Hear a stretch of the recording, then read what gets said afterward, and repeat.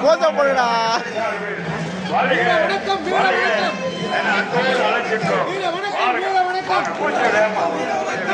தீவு நாயகனுக்கு பெரிய மருது பாண்டியருக்கு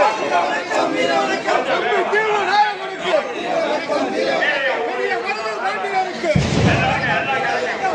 தீவு நாயகனுக்கு பெரிய மருது பாண்டியருக்கு தீவு நாயகனுக்கு பெரிய மருது பாண்டியருக்கு